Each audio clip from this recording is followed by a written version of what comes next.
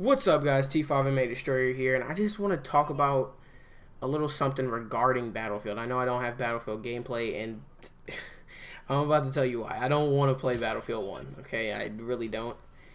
I would much rather just play Call of Duty World War II. Battlefield fanboys don't come to my house and kill me or anything, but this game's definitely more fun than Battlefield 1.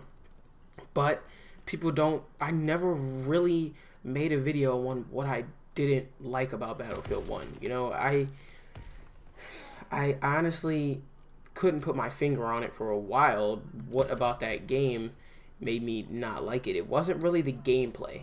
The gameplay is kind of why I played the game for once I got it, I played the game for a good 60, 70 hours, and the gameplay wasn't the problem I had with it. It's how little variety in the gameplay there was and how repetitive it got because of the lack of weapon variety in the game. And this is a problem in some shooters, and it needs to be fixed. Great shooters, great, first-person shooters, the ones that I love to play are the ones with a lot of variety in the gameplay. A shooter is a shooter, okay? You're going to run, you're going to point, you're going to shoot. That's what you do. But what makes a shooter so much fun, for me at least, and some people are not like this. Some people do like the simplistic route, like Counter-Strike. I like Counter-Strike, and Counter-Strike is very simple. Not much goes on in Counter-Strike. You buy your Kevlar and your helmet, you buy your M4, or you buy your AK, or you buy your AWP, or you buy, there's not very, they have skins on them, but, you're not customizing weapons or anything like that.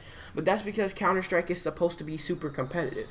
And this is the excuse that I got from, kids that, or just people in general that really enjoy Battlefield 1. They're trying to tell me that Battlefield 1 has a lack of weapon variety and gameplay, different gameplay variety because of, one, the setting, and two, trying to tell me that Battlefield is a competitive shooter. Now, here's the thing. You want to be a little more competitive Battlefield? Go ahead. I don't have a problem with it. My favorite Battlefield game mode of all time is Rescue from Battlefield Hardline.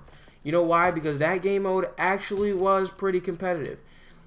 If you're going to do competitive, do it in the sense of a game mode, not the whole game. Battlefield is not a competitive game. It's not a military simulator game, okay? This is just a very large-scale shooter. I don't really want to call it an arcade shooter, but it has certain mechanics like that. I'm sorry, Battlefield fans. I love Battlefield. I do. It's probably my favorite shooter. But I can't play Battlefield 1 because it tries to take itself too seriously.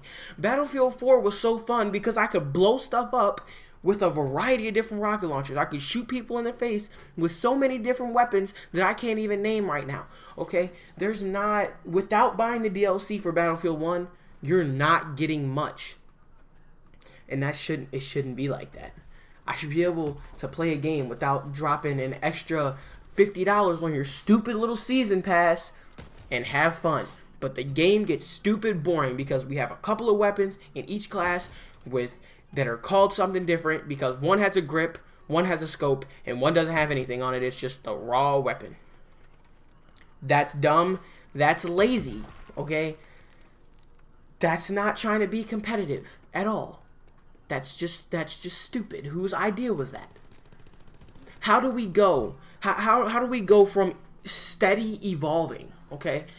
Steady evolving from Bad Company to Bad Company 2 to Battlefield 3 to Battlefield 4, getting bigger and bigger and better and better and more chaotic and more value in the game, to Battlefield 1, where there's little to no value in what you are buying. There's not much content in the base game.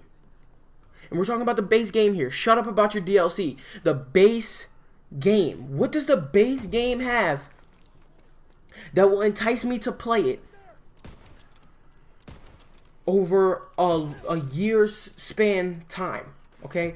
Battlefield 4, boy, you're lucky that the PS4 player base is not very large. And I still go play it on PC sometimes. That game has so much variety in the gameplay and so much weapon variety that you can't get bored of that game. You can get bored of it, but when you get back, you're gonna be having fun again. You can get bored of any game. But it's how fast will I get bored? And I've never gotten more bored of a video game faster than I got bored of Battlefield 1 because of the lack of pretty much everything. There weren't many maps. There weren't many guns. There wasn't many of anything.